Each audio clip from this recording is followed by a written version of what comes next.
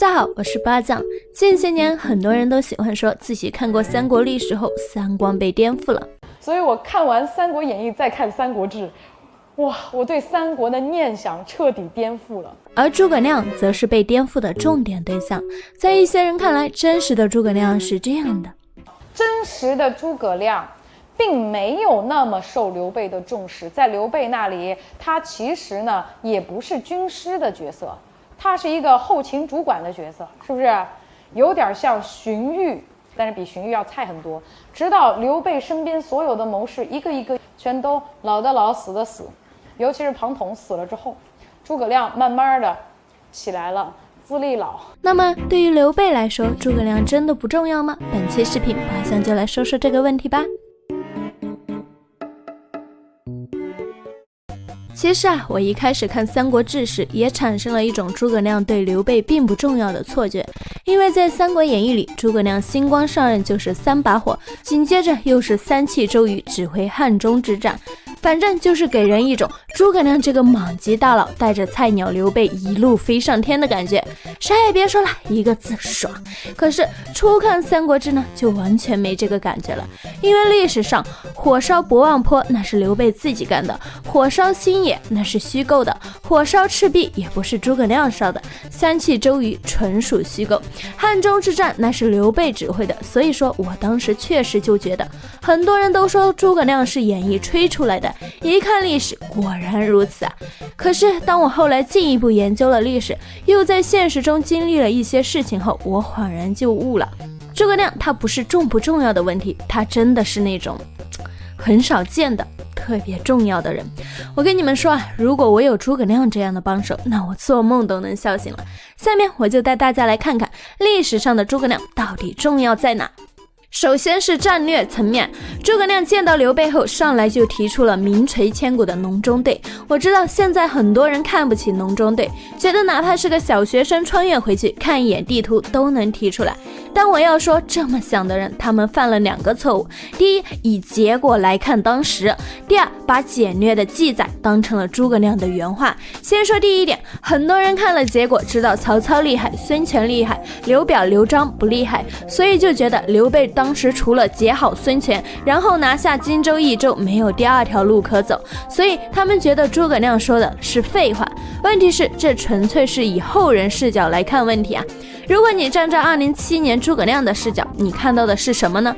曹操虽然粗略统一了北方，但由于战乱，北方的人口优势已经没那么大了，而且曹操也没完全统一北方像什么马超、韩遂、公孙康这些都盯着他呢，随时可能给他来个暴局，所以曹操真的就不能打吗？再看看孙权、刘表、刘璋这3位，如果你是207年的诸葛亮，你有什么理由判定刘表、刘璋就不如孙权呢？论领土他们差不多孙权的实际控制领土可能还是最少的，因为他境内有很多土地控制在山岳手中。论兵力，孙权也是最少的，赤壁之战时他都只能凑出3万军队，虽然这不是孙权的全部兵力吧，但论总兵力他当时确实不如刘表刘璋所以说你凭什么认为孙权厉害，刘表刘璋不行呢？而且我告诉你刘备本人还真就没能想出隆中对这样的战略，他本来的想法是跑去投靠苍梧太守吴成，也就是说他想要在胶州发展，说不定还计划向东南亚进军呢。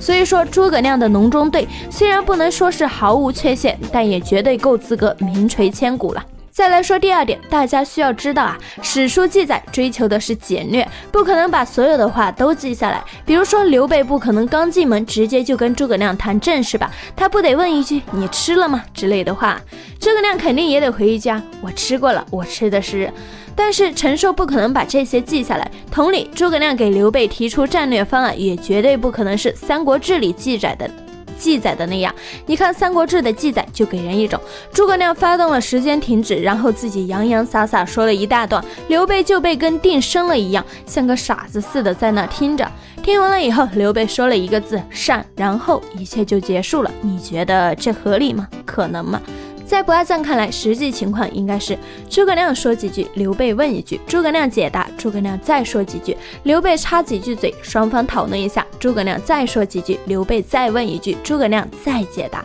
如此循环往复，这才是正常的交流，不是吗？所以说诸葛亮实际提出的建议远比隆中对的内容多得多，其中肯定还有很多非常细节的策略。所以说隆中对实际的厉害程度应该要比我们看到的那些大得多得多。当然了，以上只是不二酱的个人看法，觉得有道理的朋友就把1打在屏幕上吧，谢谢。所以说单从战略层面，诸葛亮就已经无比重要了。在刘备集团内，还真就没有一个人能在战略这方面跟诸葛亮掰掰手腕。说完了战略，我再来说一个被很多人忽略的诸葛亮对刘备的作用——分身。当然，我不是在说孙悟空拔个汗毛变出的那种分身啊，我的意思是，有些事情确实不是只有诸葛亮能办，但是有了诸葛亮，刘备集团的工作效率一下子就飞升了一个层次。比如赤壁之战前，诸葛亮毛遂自荐，说要去说服孙权，结成孙刘联盟，一起对抗曹操。这个工作要求是很高的，不但得有很强的口才应变能力，还得明白自己和对方需要的是什么，这才能既保证说服孙权，还让刘备军尽可能的取得一定主动权。在当时的刘备军能完成这个任务的只有诸葛亮和刘备自己。如果刘备这时候没有诸葛亮，他就只能自己去，老大这一去，那整顿军备、调兵遣将这些工作肯定就会耽误了。那在接下来的一系列大战中，刘备军都会很被动，这个损失是不可逆的。可是呢，有了诸葛亮这个分身，刘备就爽了，让诸葛亮去，老子自己在后边慢慢整顿军备、调兵遣将，到时候一开战直接就开足马力上，真是爽得很。所以说很多人老是觉得我什么都能干，为什么还需要帮手呢？这么想的人就是忽略了效率这个问题。最后要说的是一个老生常谈的问题，刘备不让诸葛亮当谋士，就代表诸葛亮不重要吗？诸葛亮在刘备时期绝大部分的时间都不是谋士，很多人因此就觉得诸葛亮对刘备不重要。对此我想说，这些人就是属于那种典型的一边看不起《三国演义》，一边却深受演义思维影响的人。他们自以为搞懂了演义和历史的区别，却完全不明白演义和历史最根本的区别不在于那些细节，而是在于《三国演义》为了让情节更精彩、更容易看懂，并没有按照真正的历史机制去描写战争，而是过度夸大了武力和计谋的作用。在真实历史中，对一场战争起最关键作用的是统帅和后勤。至于谋士，不能说不重要，但跟统帅和后勤那根本就不是一个级别的。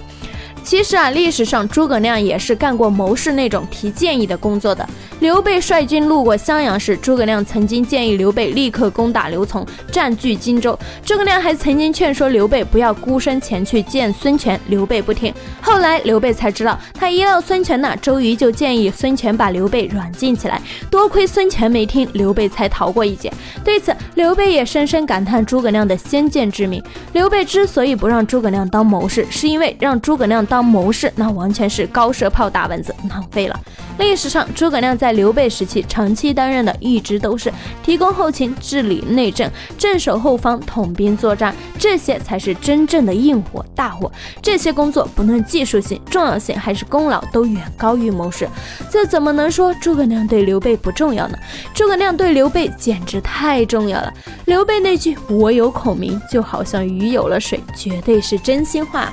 好啦，本期视频就到这里吧，喜欢这个系列的朋友就给个关注和3连吧，大家的支持就是我努力更新的最大动力。那我们下期再见，拜拜啦。